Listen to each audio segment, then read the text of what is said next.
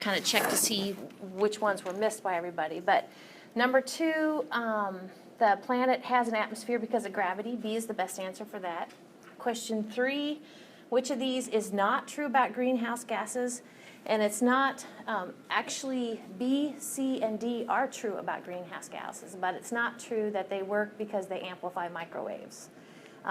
Question 4, which is not a way to get a high and low pressure on the surface. And if you have different temperatures, that'll give you a high and low. If you have converging or diverging air, that's moving air, that'll give you a high and a low. Dry and moist air will give you a high and a low, but that C, if you have air in either hemisphere, that won't give you a high or a low.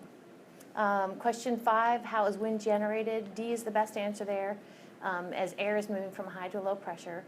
Question 6, what are the stages of a thunderstorm? It starts out as cumulus, mature, dissipating, so A is the best answer for 6. The next page, oh yeah, this was the, where I gave you the heat index table, and if I tell you that it's 92 degrees Fahrenheit, 75% relative humidity, so you see where they cross, so that's 116 degrees Fahrenheit is your feels like temperature, because of the humidity there. 8, with regard to hail, the best answer for hail is B, that it forms within cumulonimbus clouds by catching updraft, falling down, and kind of going back and forth. It gets that layered look. Question 9, if you have a low pressure, the best answer there is A. You would expect, oftentimes, low pressures, L's on your maps, bring you clouds and precipitation. So A is the best answer there. For question 10, clouds appear milky white because of scattering.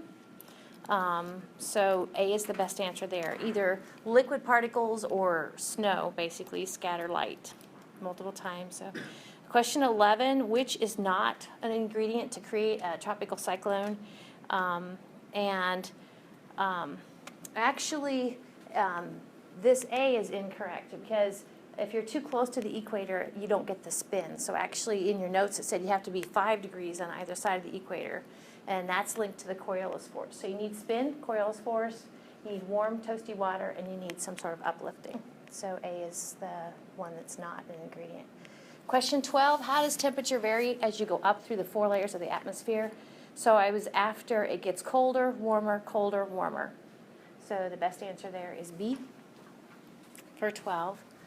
Question 13, why are the skies blue? That's Rayleigh scattering. And so D is the best answer there, that gases in the Earth's atmosphere scatter just the short wavelengths of light. That's the blues and the violets. For 14, I would take either B or C. I did not like 14. Basically, if you have a warm front, I tend to kind of think with overrunning that you kind of have those nimbostratus sort of precipitation with a warm front. But sometimes, you know, I think you're anyway, I would take either one there. Question 15, when a cold air mass meets, when a cold and warm air chunk of air meet, but neither of them are moving, we call that C, a stationary front.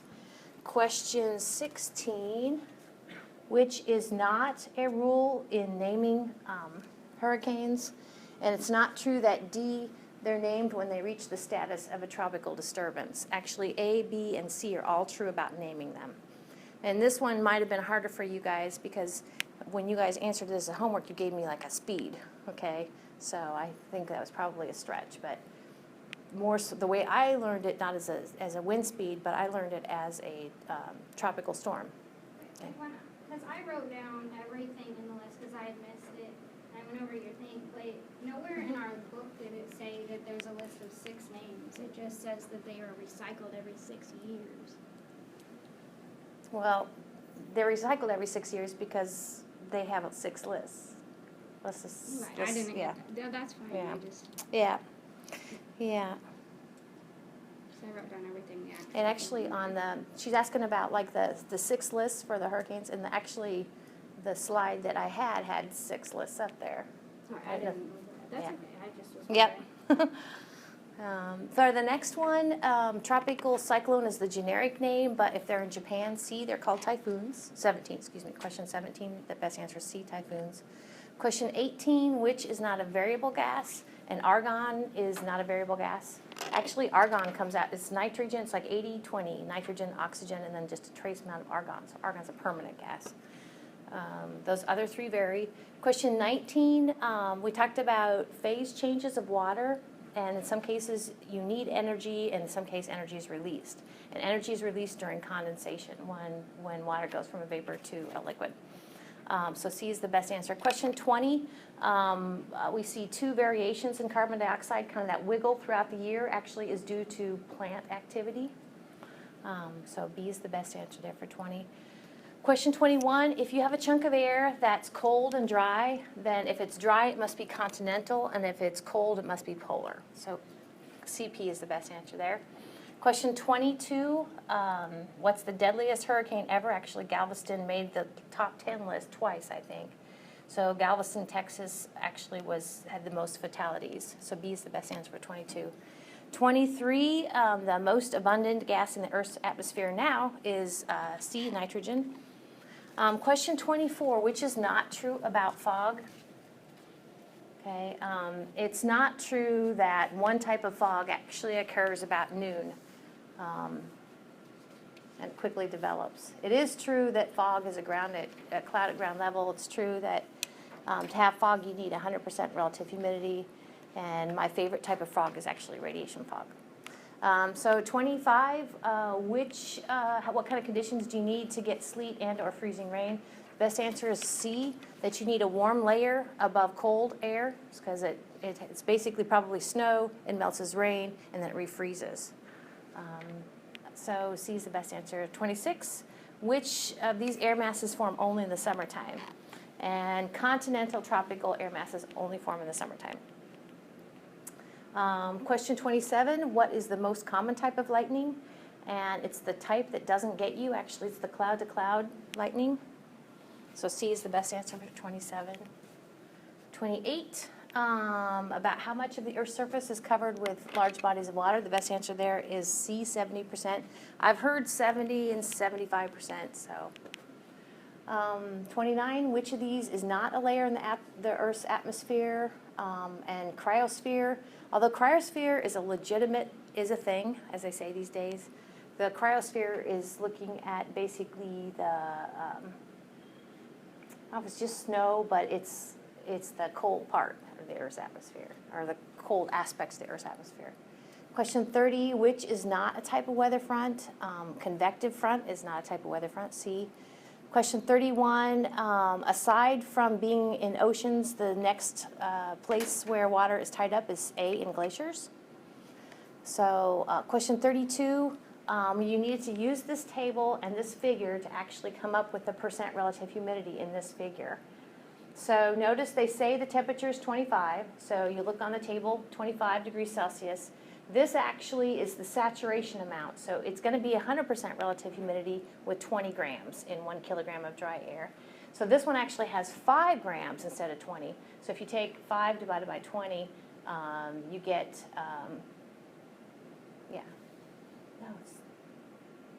5 divided by 20 is 1/5, so it'd be 20%, isn't it? No? Okay. Oh, okay. You're right, so 1/4. All right, I'm good. 5 divided by 20 is 1/4, 25%. 5 divided by, 20 is, I don't know. Okay. We're good. Oh, it's 25% relative humidity. So B is the best answer there. Question 33, the type of air mass that's warm and moist. If it's moist, it must be maritime, and if it's warm, it must be tropical. So maritime, tropical is the best answer there. 34, which is true about atmospheric pressure and density, and actually you had a short answer question about this too. As the pressure increases, also does the density. So the A is the best answer there for 34. All right, then on to vocabulary. And these were worth 2 points apiece. In some cases, you could earn 1 out of 2 points. So when we have the max amount of water vapor that is present, that can be present at that temperature, we say that the air is saturated or 100% relative humidity. The next one, the Bergeron process, is the process by which snow is created. 37, I was after just the general term weather front or front for this one. In some cases you put a weather front, a specific one. But just in general, a front or weather front is the boundary between two air masses. 38, I was after ozone as the gas in the Earth's atmosphere that protects us from harmful ultraviolet radiation from the sun. Question 39, I was after isobars as those lines that are drawn on a weather map that connect locations with the same pressure. Question 40, I was after Coriolis force is created when the Earth rotates and it results in a deflection to the right in the northern hemisphere. And 41, it doesn't make sense how it is, because it says a central low pressure system on a weather map is otherwise known as a, and then it goes ahead and it says the contrary to a low pressure, it says it generally brings warm weather and clear skies. Of course, the warm weather and clear skies part of it is a high pressure, an anticyclone. And the low pressure is a cyclone. So if you put cyclone or anticyclone, I took it. That one won't make it to your final. Question 42, the Earth's hot spot, kind of near the equator, is called the intertropical convergence zone. Question 43, I was after storm surge as basically when a hurricane reaches landfall, it's that wall of water that's thrown onto shore. Question 44, heat lightning is basically lightning that occurs too far away that the sound doesn't get to you. It dissipates before it gets to you. And the last page saw some nice drawings. The precipitation cycle, so I decided I was kind of after looking either in your picture or in your words for 3 or 4 terms. So we have evaporation, condensation, precipitation. That's just 3 words. So for 46, I was after you to say something about air pressure and density. So with regard to climbing a mountain, you say the air gets thinner, and it does. So the air is less dense and there's less pressure up there. So down here at the Earth's surface, it's more dense with more pressure. So for 47, had a lot of figures, didn't we? So for the next one, if you took the whole cell thing and the winds thing and turned them around, I think I took off 1. And this one was worth 4 points. So I kind of, in some cases, did some kind of looking to try to kind of be consistent. But what I was really after is, do you see the little squiggles? Those are my winds. So, and then the things over here, these are my cells. Okay. So this is 3 is the Hadley cell, 2 is the Ferrel cell, and 1 is the polar cell. Okay. Then over here, the 5 is the easterly trades. 6 is the westerlies, and 7 is the polar easterlies. And then 4 is kind of hiding here. I don't know if you saw that. 4 is actually the hot spot, the intertropical convergence zone between the 2 Hadley cells. And then the next one, I was kind of pleased how y'all kind of got this one. This is a map that you hadn't necessarily seen before, but these are all source regions. These are, if a chunk of air, for instance, sits here at B, if a chunk of air sits here at B, what does it become? Okay. Well, since it's kind of toward the equator, it's probably going to be warm, and since it's over an ocean, it's going to be moist. So this is a maritime tropical air mass. Okay, so that's what B is. A actually is a maritime polar air mass. C actually is one of our summer things where actually it's over the continental, so it's dry and it's warm, so this is continental tropical. D is also maritime tropical. E is maritime polar, and F is your continental polar. So that's that. And then another one. Okay. Now this is worth 4 points, and I was kind of, I tried to, kind of work with you if you just kind of switched a couple around. So just remember that, actually, A, B, and C are all low clouds. D and E are middle clouds, and then the other 3 up there are high clouds, With middle clouds, we have alto. With high clouds, it's some sort of cirrus or cirrus. And so we have two precipitating clouds. We have the nimbostratus over here, and then we have the cumulonimbus here. So not bad, you guys. Not bad in general. And then another figure. In this figure, let me see if I can shrink it down a little bit. Okay, the thing at the top there, A, is actually an overshooting top into the stratosphere beyond the tropopause. B is the updraft, C is the downdraft, is what I was after. D is that shelf cloud, and E is the gust front. And F is an anvil. So, and then the last page. Kind of what we did in with the two thermometers in lab. So you had a cold temperature and a warm temperature for your thermometers. So well, the depression temperature would be the difference between those two. In some cases, you got that, but then didn't necessarily apply it. So we have a 5-degree depression. The depression goes along the top here. Okay, so that's your 5-degree depression. And then the thing here is your dry bulb temperature. So our dry bulb temperature is 22. Yeah, I did that right. So dry bulb temperature is 22, so you see where the dry bulb intersects with the depression. And that's the percent relative humidity, which is 60%.